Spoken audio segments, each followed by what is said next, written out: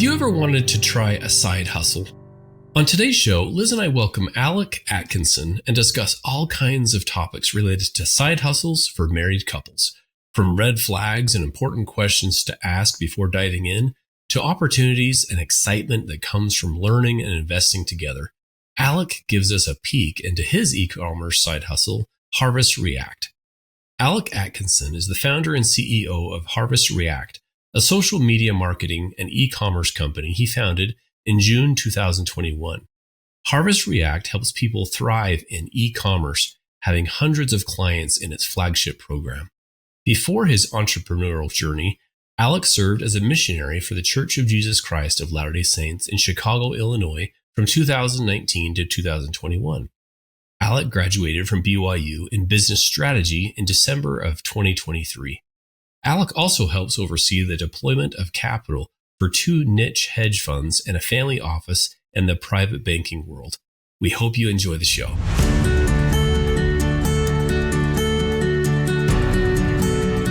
Hey friends, welcome to another episode of the Stronger Marriage Connection podcast. We're excited you're here with us today. I'm Dr. Dave here at Utah State University, along with Dr. Liz Hale, our licensed clinical psychologist and marriage family therapist.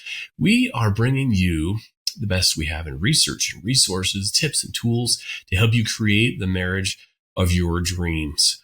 Oh man, I'm excited for this one. This is kind of a little different angle we have today, Liz. We know from the research, for example, with what couples are struggling with, and almost every study continues to show that it's finances, money, struggles, and problems. It's continually in the top 3 areas of challenges for couples. And I would say, especially today, when many couples it's really tough for them to make ends meet. So today we welcome to the show Alec Atkinson, who lives here in Utah and has discovered ways to help individuals and couples find more financial freedom. Welcome to the show, Alec. Thanks, Dave and Liz, for having me. Likewise. Yeah, we're excited to hear you. Let's start kind of big picture before we dive into side hustles for couples. Alec, I'd love to hear a little bit about your journey, your experience, and kind of what got you into this, the ups and the downs, the highs and the lows. Tell us a little bit about your story. Yeah, for sure. So I guess I've always just been, entrepreneurial minded. I just graduated from BYU in December in business strategy. And it really kind of started, I guess, even I served a mission for the Church of Jesus Christ here in Utah. And before that, I worked for Silicon Slopes, just kind of down in Lehi, Utah, and they kind of bring all the tech hub together, right? And it was kind of there that obviously there's a lot of entrepreneurs down in that area, Silicon Slopes, and just got to learn from a really wide variety of mentors and people that were trying to either make it or had made it. So I kind of got to see the whole spectrum, right? And then I served my mission in Chicago, Illinois, and COVID hit while I was out there. And so missionary work looked a lot different for us. I spent the first 6 months as a normal missionary, just kind of talking to people on the streets, knocking doors. And then all of a sudden it was a big technological change, as you can imagine. And so it was there that it was kind of under the direction of our leadership there that we would move to this technological, way of, finding people and helping people. And that kind of brought out a whole kind of new lens for me in the sense of entrepreneurship and finding different things to help people and kind of solve problems. And so, out there, we built Facebook pages and we had some money to run, ads. And so that kind of jumped me into the world of, digital online, advertising and things like that. Right. So I never thought being a missionary, I'd go out and do that. I remember calling home from my dad one day and saying, "Hey, do you mind if I send out my drone?" And, that was one of those, stories that I look back on. I'm like, wow, yeah. So we ended up having a drone and we, made like 4-time full-time filming teams and editing teams. And, it was at some point that, we did, just a bunch of stuff. I can, think we got licensing from Sony to do drive-in movies at the churches so people could come and do things with their families, and, worked with Google on some grants and creating some nonprofits so we could have ad spend money to, advertise these kind of things. Right. And so it was kind of honestly on my mission that it all kind of launched, and I kind of got into this, it was kind of a startup within a mission, if you kind of will, Mm-hmm. Yeah. So, building some software and just doing some different things to make the lives of, missionaries around the world easier. So that is very cool. Yeah. Yeah. That's fascinating start. So yeah, I mean, we did that, and then I got back from my mission, and we had built some software out on my mission that just went really successfully. We would be able to, we could track basically Facebook like and Instagram patterns on Facebook and Instagram to see what people really were interested in. And so we've kind of built that into a startup and commercialized it, and then sold the company. And then they let me keep the name Harvest React because that was actually the name of the software. And so that's kind of how my whole business got started. So. And Harvest React. That is very cool. As Dave said, we're all about creating a stronger marriage connection here on our podcast, Alec. And money is indeed a touchy subject for many couples. Not just touchy, but it's a necessity, right? And it seems like oftentimes there's just not enough of it. There's just always that pressure to do more, to make more. How do you feel it's critical? Why do you feel it's critical to have financial freedom? And how can that help couples strengthen their marriage and their family? I'd love your insight on that. Yeah. I mean, I think for me, I think the biggest thing is just, I've seen people that I've worked with that have that financial freedom, and then people that might not, right? And I think that first of all, it's just happiness, right? It's a level of happiness. And I think that looks different for everyone. Not everyone needs the same threshold maybe of money, because obviously it depends on, where they live and how many kids they have and, where they're at in their marriage. For me, mostly I built Harvest React, I think for people that were, initially when I first started it and the stuff that I do, people that were maybe in college and just getting off the ground or maybe just first married, right? That don't have a lot of, income or are really working to, put themselves through school. And, that alone has a lot of stressors, right? Even just, disregarding the whole money aspect, so. Mm-hmm. Tell us a little bit about side hustles. First, I think most people kind of know what side hustle is, but maybe give us a little bit of background about side hustles, and then even some pros and cons, especially young couples. They're like, okay, we've got to make more money, but it's kind of risky, right? It's the ups and the downs. Who is it for? Who is it not for? Tell us a little bit about side hustles. Yeah, for me, like I've definitely had I've had a variety of experiences with side hustles. I've lost my shirt in some, I've done decently well in some. And I think it just kind of depends. I think a lot of times, a lot of people that are even trying to get into side hustles, they have no business background, right? Or they're fresh out of college and they're trying to, really, just make it, and they're trying to balance a job, or, they're newly married. And so they're just trying to find somewhere that they can put a small amount of money, and obviously it's risky with small amounts of money. It's risky with large amounts of money, but I think there's a lot more fraud and there's a lot more bad things that happen with this kind of demographic that are first trying to get into their first side hustle. Just because of, I think it's just easier to trick people. I don't know. I think we just live in a hard world sometimes, and there's really good people. But there's also a lot of people that just don't want to do what's right, or they just don't know, and a lot of times, like, you look at real estate or you look at online businesses, and there's just so many different challenges that come with it, but it can be such a beneficial thing. And so that's why I don't ever shy away from it. I think it's just good to openly talk about it. Yeah. Tell us, I like that. You mentioned, fraud, and especially kind of this vulnerable age. Are there some, I don't know, maybe red flags, a couple, I could imagine a couple listening to this. Hey, should we think about this, or what side hustles are there out there? Are there some things you're like, hey, before you jump into anything, here's, like I've now had business classes, for example. I think a lot of people haven't. Are there some kind of common red flags, things to be aware of for couples before they dive into this? Yeah, I think a couple of the things that I wish I would have known before jumping into like my first side hustle would be, one, who are you actually getting into business with when you decide to do a side hustle, right? Who's the project sponsor? Who's the actual person that is going to be, holding your money, right? If you're sending it to somewhere, is there ways in which you don't have to actually send the money, but you can either show like a proof of funds or something that enables you to be able to, go down the rabbit hole farther until it doesn't make sense, or it does make sense to pursue, right?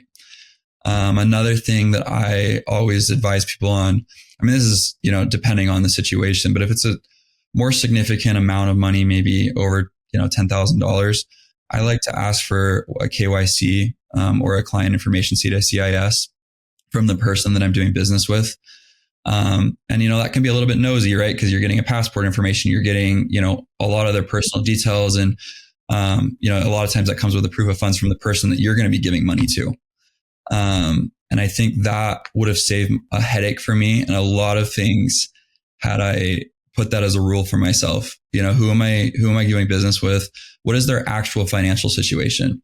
It doesn't mean like, if they drive a nice car, if they have a nice house, that doesn't necessarily mean they're financially stable or solvent, right? And so that is something that I wish I probably would have known doing my first side hustle. So. Yeah, because I think if things go sideways, for example, we're talking about marriages, the stress, and say, hey, we don't have much money, or we're going to invest in this. And if it comes back to bite them or something goes south, then it adds even more stress for the couple relationship. It was just the opposite of what we were trying to go for, right? Removing some stress. Exactly. So look before you jump, I guess, Okay. Yeah, I think that's like the number one. And then number two, I think it's also being on the same page as your spouse, right? I think a lot of times I'll have, talked with either, the wife or a husband before, they've spoken to each other about what they want to do with one of these side hustles, and one's really gung ho about it. And then the other one's, like very hesitant, and it kind of creates, I'll even see the rift on the Zoom call, right? And it's like, they're not on the same page. And so a lot of times I think it's giving you that time to be able to, wanting to jump into something and being on the same page before you're really pursuing it. Cause it does take time to find something, meaningful and something that you really are excited about to perform a side hustle. And so talking about your budget before, what are we really going to be looking for? What excites, and a lot of times these side hustles are boring, and I think people are looking for like the next, get rich quick thing, or it's like something that they're really passionate about, but it's not going to make them any money and the risk is super high. And so that's kind of what I tell people. So. Mm-hmm. Do you make that suggestion? I'm sorry, Dave. Alec, do you say, gosh, why don't you guys take some time? You're not quite on the same page yet. Do you speak up, Alec, when you see that rift on the video? Yeah, I guess it depends on who it is, right? But yeah, for sure. I think a lot of times my biggest thing at this point with Harvest React is I never want to pressure someone into doing something with us or with honestly just anyone, because we do a lot of just different things now. And I want them to feel united because they're going to be together whether this works or it doesn't. You know what I mean? At the end of the day. And so if they can't even make it through the process of deciding to do something, right?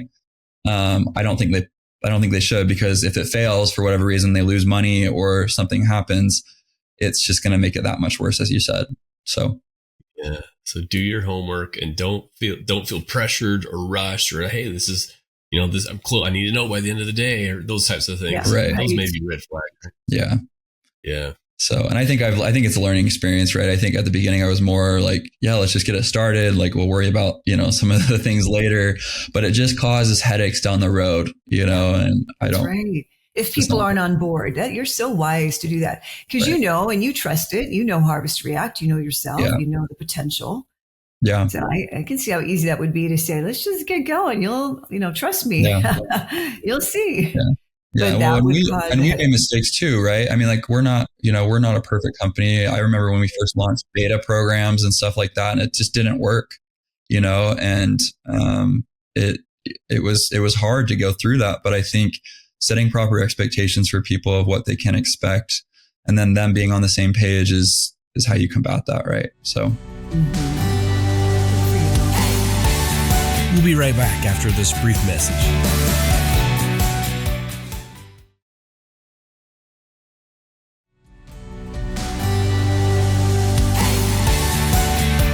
And we're back. Well, let's dive right in. I think it's really quite exciting for couples who are looking for something like this. And if they want to get started, what are the first steps you'd recommend, Alec, that they take to begin exploring automated e-commerce as this side hustle? I can't even say it, like automated e-commerce as a side hustle. Electronic commerce, that's what e-commerce stands for, right? So, anytime you buy something off Amazon, you're performing a, e-commerce transaction, right? For me, the reason why I think Harvest React, why we've decided to really pursue, and this has kind of become our flagship program as our junior ad program or e-com partnership, as some people would call it, is I've had a lot of friends invest or pay a $35,000 fee to just tons of different companies throughout the United States, and they've lost their shirts and trying to start an Amazon automated store. And my dad being one of them. And I think for me, seeing that, I wanted to figure out how we could do this the right way, and build something that actually produced something, or if it didn't, that people wouldn't lose an absorbent amount of money, right? I think that's the biggest thing. And then the other thing I was seeing when people started these automated stores was they're having to take out huge credit lines, right? And these credit lines would be racked up with, $50,000 to $100,000 worth of inventory, with people hoping that they could sell it. Right. And I just really wasn't a huge fan of that. It caused a lot of messes for, people, myself personally, that got affected. And then also just a lot of people that I knew that wanted to just get into e-commerce. Right. And so for us, the reason I found out about this program is I actually went out to Puerto Rico for a little while, and that's kind of the e-commerce capital of the world. I don't think a lot of people know that. But there's just a lot of people that have made a lot of money online that live out in Puerto Rico, I think, for tax benefits and just, different things. And so I went out there and learned, I guess, how people are kind of doing it more successfully and kind of what to watch out for. And that's kind of how I based it. And like I said, we made mistakes, when we first launched that we're still having to fix, but it really, for me, like, I didn't take anyone's money when we were first starting the junior ad program. I kind of gave them as a beta program. I'm like, hey, this could work, this could not. The worst thing you're out of is your time and, shutting down an LLC, right? And so, we kind of went through that beta phase for about a year and a half. And now I feel comfortable, coming on a call now and saying, hey, like, our startup fees, it's $5,000, right? It's $1,000 a month for a minimum of 10 months is what you're going to get. And then typically $500 a month for 3 to 9 months after that. Right. And it took a lot of time to figure out how to be able to, structure that and be able to now confidently say that, like, if we were to do that, we can provide those results, and obviously anything can still happen, right? E-commerce is volatile. There's things that happen. But the nice thing about our program is we don't take credit lines. We don't take any extra additional debt out. I tell people, don't do this until you're actually ready to, you have the 5,000 saved up comfortably and you can do it. Right. And so for me, that's kind of, what we do. So what we do is we set up a C corporation for people. And a lot of times people have never set up an LLC before, a limited liability company, or gone through this process. So I just feel like it's even a good thing to kind of dip your toe into the water of business, right? Setting up your first entity. What does that look like? What are the requirements for this? For us, we even do our own KYC on the people that we bring in. They have to have a 675 credit score or higher. They've got to be able to have 2 years of tax returns. They've got to be able to show that their driver's license address matches their personal business or bank statements. And it's just to show stability, right? Because we want to partner with people that, are kind of, they want to see us and we want to see them, right?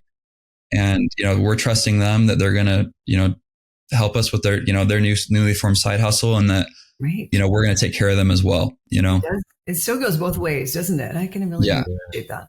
Mm-hmm. Interesting. Just tell us about you have a success story, individual couple that you've worked with and kind of what that process was like, and just their journey, I guess. Yeah, for sure. I think one of the biggest, successes that I've seen is we had a young couple, I think they're out of BYU, and they had invested into one of these Amazon stores, paid $35,000, lost their shirt in it.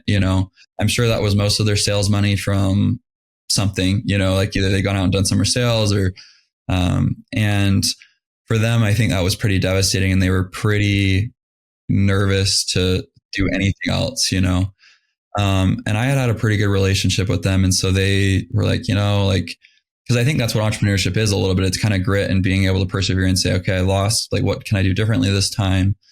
And so for them, they went and did sales again that summer. They did a lot into the real estate space after. I think they did one little, fix and flip or something, but they still were really persistent on wanting to do something in e-commerce.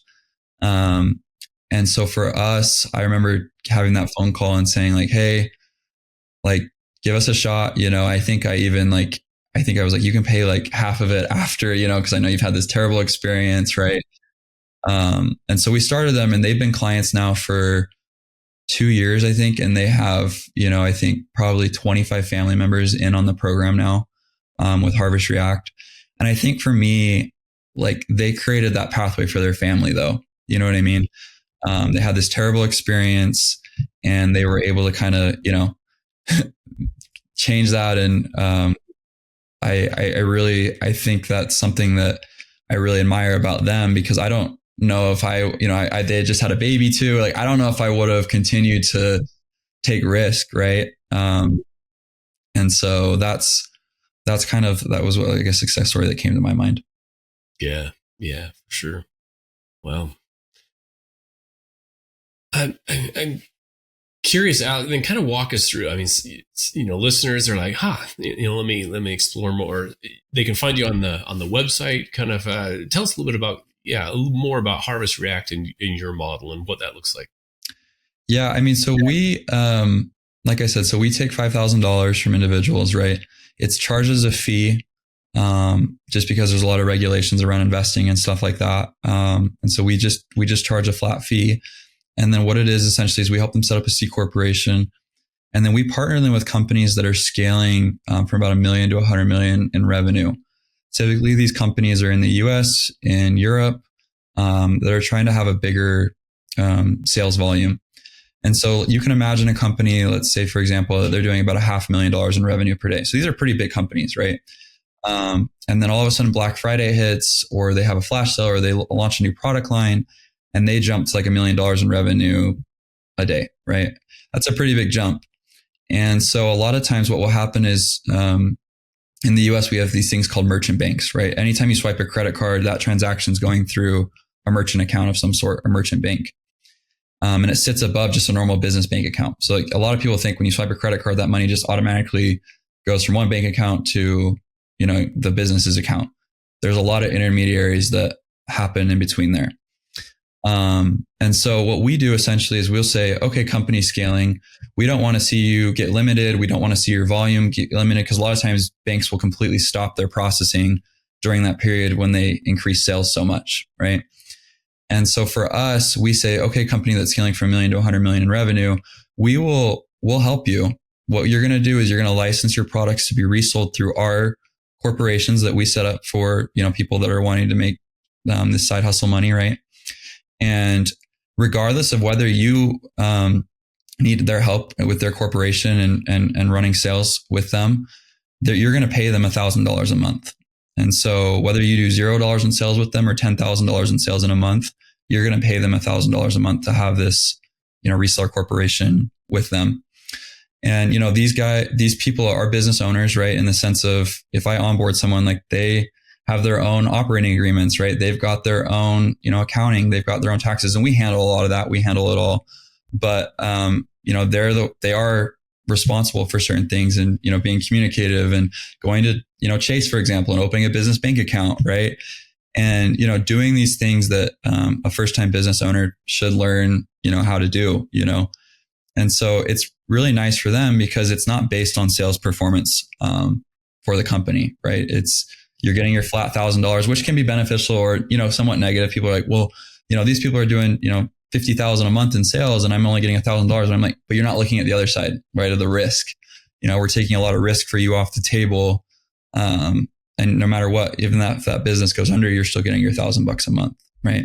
Mm-hmm. So that's kind of in a nutshell what, Harvest React is and what it provides, what it does in our program. So yeah, that's great. Very helpful. Thanks. Yeah, and we'll put for our listeners, we'll put the website and information about Alec and his opportunities in our show notes for you as well. Yeah, I appreciate that. Yeah, I mean, we're always open, and I mean, there's also people that want to invest or do things with more than a $5,000 fee, and I can point them in the right direction, or I don't ever give investment advice really, but I mean, there's good people that I've come into contact with just in different industries that I do trust, that I think it's worth having a conversation with. They're looking to get into different things besides e-commerce. So yeah. Speaking of that, are there recommended books or people that just want to barely get started and even to start learning more about it? Or there articles, websites, books, a little bit of information that people that you refer people to? They're just starting out. Yeah, I mean, I think one of the books I really like is like Rich Dad Poor Dad. I mean, I know that's kind of, I don't know. I think a lot of people have heard of that book. Yeah, it's great, right? I think just honestly understanding the classics, and then also like if people are wanting to really get into real estate or get into something that like is just one of their particulars, you got to be able to be somewhat knowledgeable coming to the table especially with your own money, right? And I think I tell people a lot of times, like, try to do something yourself. Find yourself a mentor that you really trust, that's like that you've either grown up with or you just really respect, and and then they're not going anywhere because they're a crucial part of your life that you can ask for advice. I think that's probably some of the best advice you're going to get outside of just a book or somebody that you can actually talk to, because everybody's situation is going to be different, right? So yeah, find a mentor. I like that. That's great advice. So tell us, where can listeners go to find out more about you, Alec, and Harvest React? Yeah, they can go to my website, harvestreact.com. They can also just email me. It's just alec@harvestreact.com.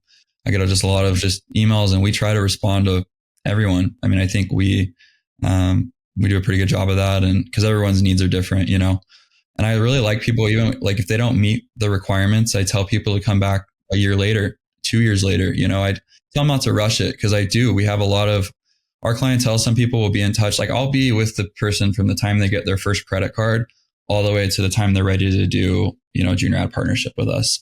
And I think that's really fulfilling to me, because I also, like, for me now on another level, it's just like I have people that are way ahead of me in life, that have been with me since I started my first company, to some of the, mistakes I've made, all the way through to like doing, bigger investments and doing things that I didn't even know existed, And so I think I just really want to return that favor. So just thinking about this, it's really kind of exciting. I don't know if I have the stomach for it, Alec, but I can imagine that so many individuals and couples do. And you would be one I'd really want to tune into. I appreciate your honesty. There's some things haven't gone well.